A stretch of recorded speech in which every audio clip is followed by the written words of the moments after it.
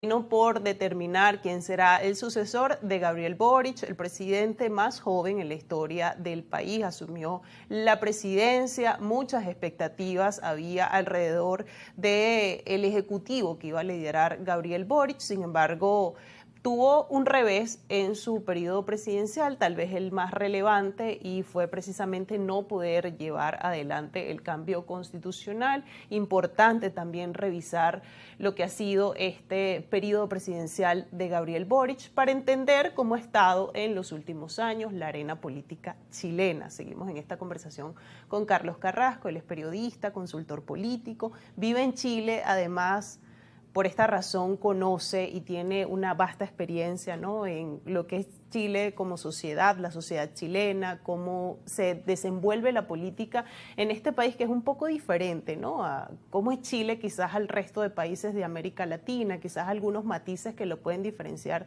de otros países de la región. Importante entonces revisar, Carlos, la figura de Gabriel Boric, ¿no?, porque parece que en ese momento, cuando le gana las elecciones precisamente a José Antonio Kast, que vuelve a repetir ahora en este proceso, había muchas expectativas con la llegada de Boric al poder, pero pareciera que como que se desinfló un poco, ¿no? Entonces, analizar la figura de Boric y sobre todo esta iniciativa que también tuvo de cambiar la Constitución. Hay que entender que Gabriel Boric llega a la presidencia con un telón de fondo que fue el estallido social del 2019. A partir del estallido social del 2019, luego se convoca una convención constitucional para tratar de redactar una nueva constitución. Esta convención delibera aproximadamente por un par de años y coincide con el inicio del periodo de Gabriel Boric. Lamentablemente, en el referéndum obligatorio, con voto obligatorio también, para que los chilenos y chilenas pudieran decidir si aceptaban o no una nueva constitución, no fue aceptada. Inmediatamente, como contrapropuesta, se vuelve a convocar otra convención constituyente. Esta vez la mayoría de los electores da su voto a la derecha.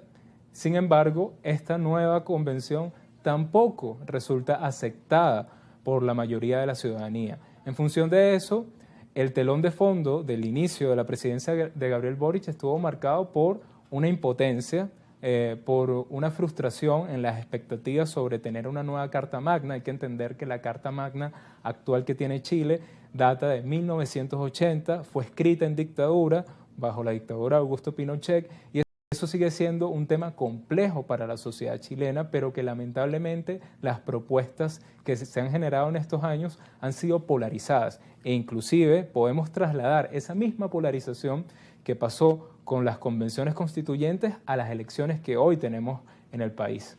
Mira, en función de tu experiencia, ya que vives en Chile, además te dedicas profesionalmente, eres consultor político, a revisar todos estos elementos, ¿qué demanda la sociedad chilena desde el punto de vista precisamente de quizás tener una nueva Carta Magna, de actualizar esta Constitución? ¿Por qué le dice que no tan contundentemente al cambio constitucional?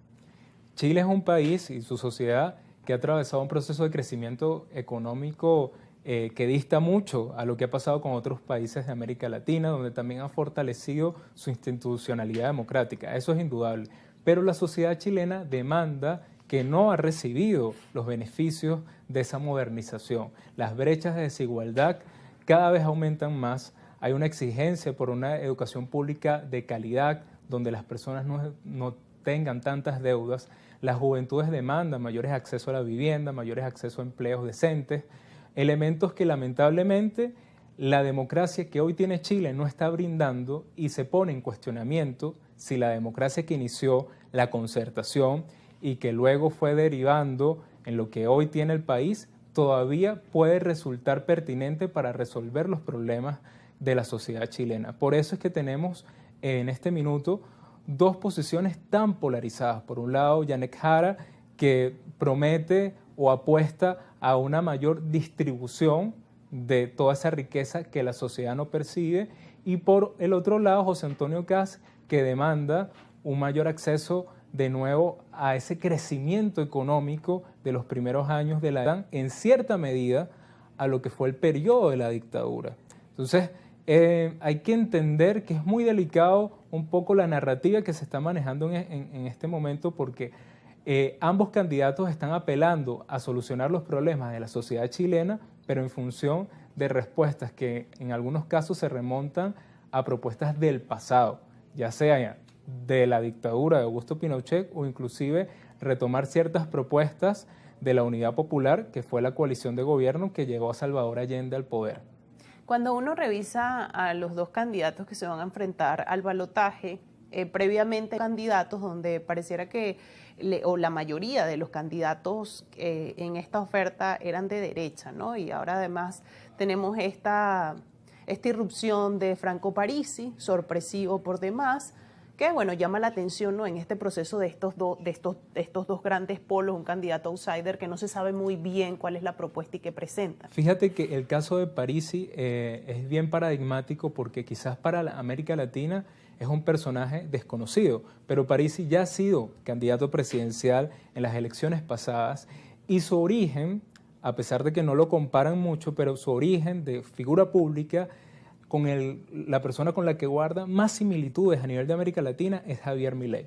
¿Por qué? Bueno, porque Parisi se remonta a videos de YouTube donde hablaba de economía política y de economía para la gente, en función de dar tips y recomendaciones para sortear un poco las deudas. La sociedad chilena es una sociedad tremendamente endeudada, con muchos créditos, y por lo tanto él empieza a hacerse popular de la misma manera que Javier Milei se hizo popular en Argentina. Entonces es una sorpresa quizás para el resto de América Latina, pero dentro de Chile ya es una figura que se conoce y que posiblemente con este resultado, además que es una persona relativamente joven, es posible que todavía tenga mucho futuro político, sobre todo si en este ambiente de polarización se va a mantener en los próximos 4 años, independientemente de quién gane las próximas elecciones. Y además viene a aumentar este grupo de candidatos outsider de la talla de Javier Milei, que están teniendo mucho auge y que el electorado realmente se ha motivado